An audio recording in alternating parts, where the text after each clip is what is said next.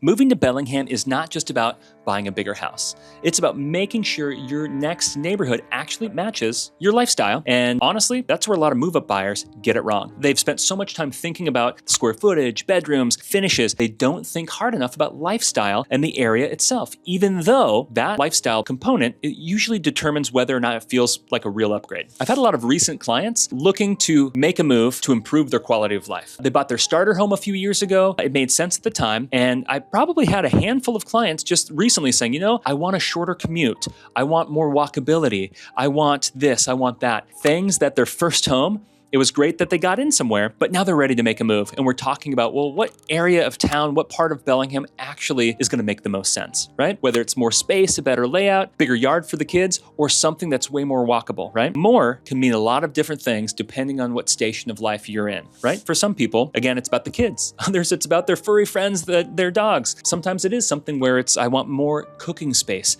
I want a more inviting, entertaining space. Once you hit that stage in your search, the neighborhood matters just as much as the home itself, right? I'm going to share 4 key points to consider for your next move. Okay, key point number 1 to consider is the best move-up buyers usually know their motivation. That's in an ideal situation, but oftentimes it's a process to work through. The process does get a lot easier once we know what we're looking for, right? Not the surface level answers. Not just, I want a better home. What's the real reason? What's the real motivation? Is it more space because we just had our 3rd baby and we need more space for all the stuff we're accumulating? Is it better schools because now we're looking at changing schools and I like these ones over those ones? Is it privacy because, boy, my neighbors are right there and I would like to have a home in a space where I'm not worried about listening to my neighbors' conversations? Is it a better daily rhythm and commute times? Or finally wanting a home that matches your income level or station and stage in life, right? Because different motivations point to different neighborhoods. I think buyers can lose sight of that just looking at square footage, beds, and bath. If you're vague, search gets a little noisier and becomes more challenging to figure out what's going to fit in your life. But if you're clear, the right home starts to stand out. So knowing your why, what's driving your motivation, I mean, that's what's paramount. That's what stands out. It's going to be the difference of should we be looking at Edgemoor or South Hill on the south end of town? Maybe something here in Bellingham in the Puget neighborhood, Whatcom Falls or Geneva. Perhaps it's Sudden Valley closer to different amenities, or the north end of town, Cordata, maybe Birchwood or Columbia. So understanding what's important to you is going to drive where we're looking for and what actually is going to fit. Key point number 2 to think about, not every bigger move is actually a better move. All right, what do I mean by that? There's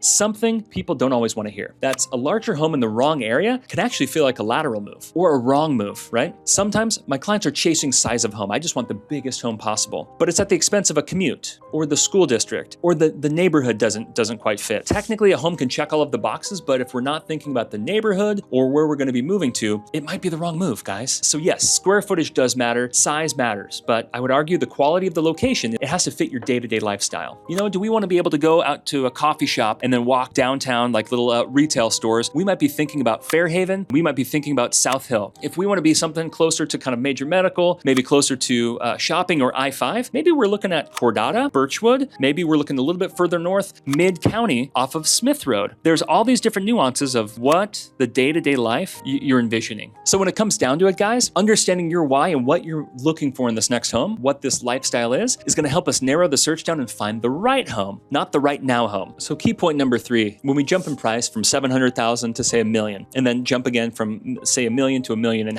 just for any round numbers, doesn't become just about price. It's about the experience and the lifestyle we're going to get afforded in each of these price points. This is where it helps have real clarity around what our actual budget is and what each areas of town. There are certain pockets as we jump at each of these price points, right? It's not just about paying more. It is a lifestyle and an experience difference. If we're on the south side of Bellingham and Edgemoor or Fairhaven or South Hill, that view, that location and proximity commands a premium. Maybe we're off of Chuckanut. There are equally nice homes out in Cordata in the north side of town, or maybe out of Whatcom Falls Park, Puget neighborhood, or even in Sudden Valley. The neighborhood nuances are really important to understand, because if you're just looking on Zillow thinking, gosh, Bellingham's cool, but why would I pay this much for this home in a different area? We have to understand the local nuances. So that's where having, established industry and market knowledge of Bellingham and the neighborhoods is really going to help you navigate that. Key point number 4, the right move-up neighborhood should also support resale and long-term long-term stability, right? Think exit strategy. Every time I'm out with a client and we're looking at a property, I'm also thinking about, well, what are the challenges we're gonna face getting into this property? Is there financing condition or future like issues with like erosion and like streams or waterways, wetlands? Important to understand when we go to resell this, what's that gonna do for you? So I understand it. I mean, moving up can be an emotional purchase, and it should be. We're changing our life. We're making a major financial decision, but school appeal, neighborhood reputation, lot quality, privacy, convenience, and the overall demand all play into how this home is gonna perform later on when we exit, when we have our next transition in life. So we don't wanna ignore the fundamentals. So the goal here isn't just to love this next home, but the goal is to buy a home that